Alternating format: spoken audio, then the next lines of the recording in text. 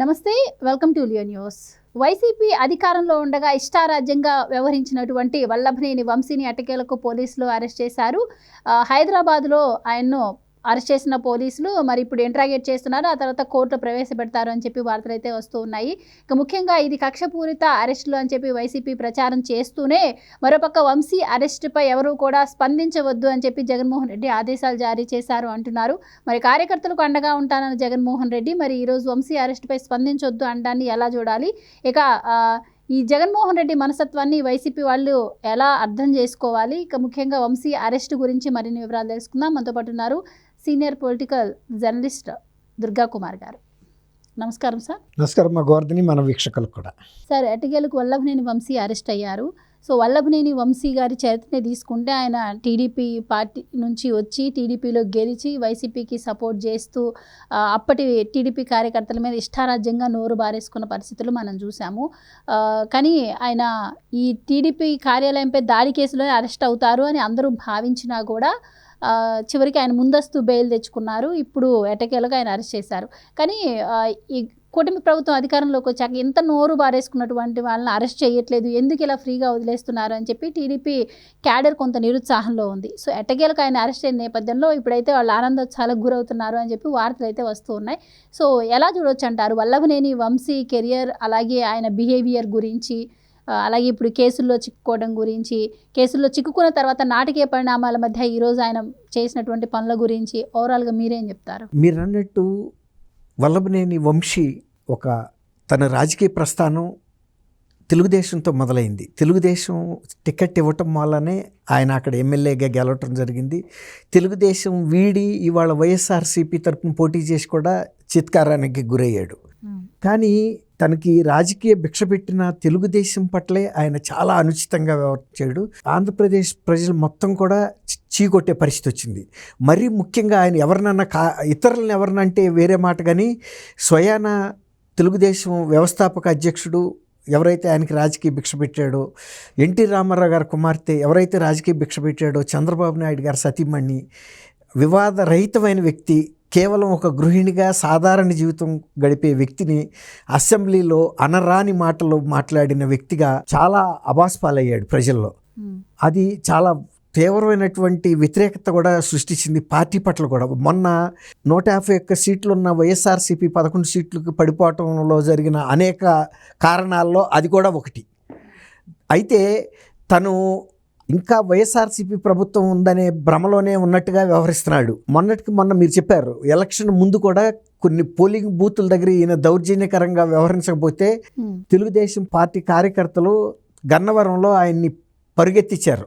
అంటే ఒకసారి గౌరవం పొందిన వ్యక్తులను అది అంటారు చూడండి, పూలమ్మిన సాటే కట్లమ్మాల అని వచ్చిందని. ఒకప్పుడు ఎంతో గౌరవం పొందిన వ్యక్తి అక్కడ వైఎస్ఆర్ తెలుగుదేశం శాసనసభ్యుడిగా, అదే సాట పరుగులెత్తాల్సి వచ్చింది. పోలీసులు ఆయన కాపాడి కారెక్కించి పంపించేయాల్సిన పరిస్థితికి వచ్చింది.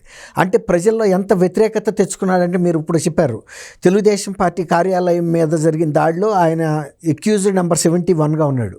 అయితే అది చాలా తీవ్రమైన దాడి, మామూలుగా జరగల. అది జాతీయ కార్యాలయం మీద మంగళగిరిలో జరిగిన సమయంలోనే గన్నవరంలో కూడా మంచి కార్యాలయం ఉంది తెలుగుదేశంకి. ఆ కార్యాలయంలో ఆ రోజు కార్లు కూడా పార్క్ చేస్తుంటే కార్లు కూడా తగలబెట్టారు. మీకు గుర్తుందో లేదో, పట్టాభి గారు వీళ్ళంతా కూడా తెలుగుదేశం కార్యకర్తలకు నైతిక మద్దతుగా వెళ్ళిన టైంలో పోలీసులు అరెస్ట్ చేసి తీసుకెళ్ళి ఆయన్ని చిత్రహింసలకు గురి చేశారు, రకరకాల పోలీస్ స్టేషన్లో తిప్పి.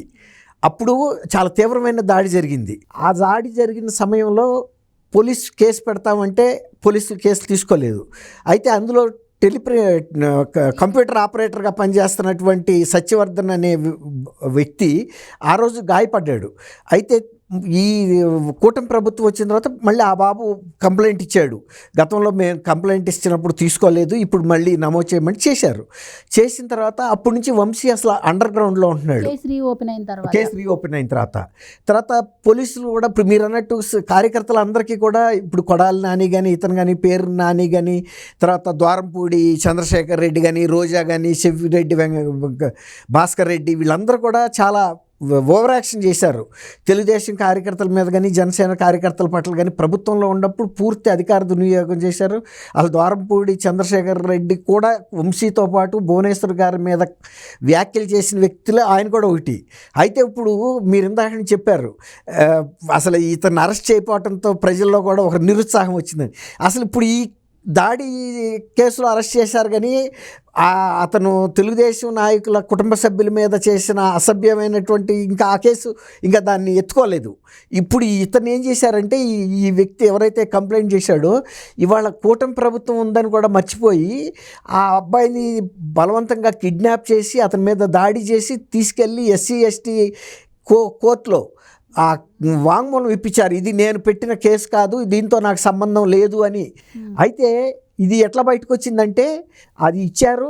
ఆ అబ్బాయిని వీళ్ళు ఏం చేశారు, బయట కూడా వదిలితే బయటికి పొక్కుతుందని అతన్ని వైజాగ్ తీసుకెళ్ళిపోయారని కిడ్నాప్ చేసి బయటికి రానివ్వకుండా.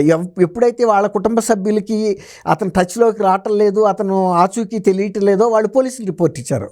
పోలీస్ రిపోర్ట్ ఇచ్చినప్పుడు అసలు ఏం జరిగింది ఏంటి అని కొంత విచారణ జరిగే భాగంలో వీళ్ళు ఎస్సీ ఎస్టీ కోర్టుకి అతను బలవంతంగా తీసుకెళ్ళినట్టు ఎక్కడో వాళ్ళకి జాడ తెలిసింది. వచ్చి అప్పుడు ఇక్కడ కెమెరాలు చెక్ చేశారు. కెమెరాలు చెక్ చేస్తే అతన్ని తీసుకొచ్చిన కొంతమంది వ్యక్తులతో పాటు వంశీ కూడా వెనకాల కనపడుతున్నాడు. అప్పుడు వాళ్ళకి అనుమానం వచ్చింది. వాళ్ళు కూడా వంశీ దీని హస్తం ఉందని చెప్తున్నారు పేరెంట్స్. అప్పుడు ఇతను ఏమనుకున్నాడంటే ఆల్రెడీ అతను సత్యవర్ధన్ మా కస్టడీలో ఉన్నాడు కదా, ఇక నేను కేసును కూడా కోర్టులోనే ఉపసంహరించి అతనితోనే స్వయంగా వాంగ్మూలం ఇచ్చాను కదా అనుకున్నాడు. కానీ సత్యవర్ధన్ ఏం చేశాడంటే బయటికి వచ్చిన తర్వాత అతని మనసు ఒప్పట్లేదు. నేను ఇంత బలవంతంగా తీసుకెళ్ళి నన్ను కోర్టులో వీళ్ళు ఇప్పించారు కాబట్టి మళ్ళీ నేను ఇది పోలీసులకి రిపోర్ట్ చేస్తే అది రద్దు చేస్తారని. అప్పుడు అతను మళ్ళీ వెళ్ళి పోలీసులకి పటమట పోలీసులకి కంప్లైంట్ చేశాడు, నన్ను ఇట్లా చేసి బలవంతంగా తీసుకెళ్లారని. అప్పుడు వాళ్ళు కేసు బుక్ చేయటం ఇదంతా బయటకు వచ్చినాయి. బయటకు వస్తే ఏమైందంటే ఇతను హైదరాబాద్ సేఫ్గా, ఆయనకి చాలా ప్రాపర్టీస్ ఉన్నాయి ఇక్కడ హైదరాబాద్లో మై హోమ్ భుజ అని గచ్చిబౌలిలో పెద్ద చౌరస్తాలో ఒక విలాసవంతమైనటువంటి పెద్ద హౌసింగ్ కాంప్లెక్స్ ఉంది. ఆ కాంప్లెక్స్లో విశ్రాంతిగా ఉన్నాడు ఈయన. ఇక పర్వాలేదు, నన్ను ఎవరో రాలేరు, అందులో ఏపీలో లేననుకుని పోలీసులు ఇతను ఫోన్ ఫాలో అప్ చేస్తున్నారు ఎక్కడుంది ఏంటని. అప్పుడు ఇక్కడ ఉన్నట్టు తెలుసుకుని వచ్చి అరెస్ట్ చేశారు. అరెస్ట్ చేస్తే ఇదివరకట్లాగా ఉండదు, ఎట్లా ఉంటే అట్లా తీసుకెళ్ళిపోయేవాళ్ళు. వైఎస్ఆర్సీపీ ప్రభుత్వంలో అయితే బన్నీ మీద లుంగీ మీద ఉంటే కూడా తీసుకెళ్ళిపోయారు. బట్టలు మార్చుకుంటానన్నా షర్ట్ వేసుకుంటానన్నా కూడా ఒప్పుకునేవాళ్ళు కాదు. మరి ఎందుకనో ఈసారి కొంచెం సంస్కారంగా ఉన్నారు కూటమి పోలీసులు. సరే బట్టలు మార్చుకోవడానికి వెళ్ళమంటే భుజాలో ఉండే అపార్ట్మెంట్లు చిన్నవి కాదు, దాదాపు ఒక 4,000 5,000 ఎస్ఎఫ్టీ ఉండే అపార్ట్మెంట్స్. ఇతను లోనికి వెళ్ళాడు. లోనికి వెళ్ళినప్పుడు ఎంతసేపటికి బయటికి రాకపోతే పోలీసులకు అనుమానం వచ్చింది, ఇతను ఎవరితోనో మాట్లాడుతున్నాడు. ఇంతలోకి పోలీసులు ఎవరితో మాట్లాడుతున్నారు ఏంటి అని అడిగితే లేదు నా కుటుంబ సభ్యులతో మాట్లాడుతున్నాడు అన్నారు. అప్పుడు తీరా వాళ్ళు ఫోన్ చెక్ చేస్తే అతను గుడివాడ కొడాలి నానితో మాట్లాడినట్టుగా తెలిసింది. కొంతమంది లీడర్స్కి మెసేజ్లు పెట్టినట్టు తెలిసింది. అలాగే వాళ్ళ పార్టీకి చెందిన ఒక పత్రికా రిపోర్టర్ కూడా ఫోన్ చేశాడని చెప్తున్నారు. ఏంటి నన్ను అరెస్ట్ చేశారని. అంటే అది స్క్రోలింగ్ చేసి ఒక సెన్సేషన్ అవ్వాలి వెంటనే అని. తర్వాత కొడాలి నానికి అలర్ట్ ఇచ్చాడు. అంటే అతను ఏమనుకుంటాడంటే వీళ్ళిద్దరు టచ్లో ఉంటారు, వంశీ కానీ కొడాలి నాని కానీ.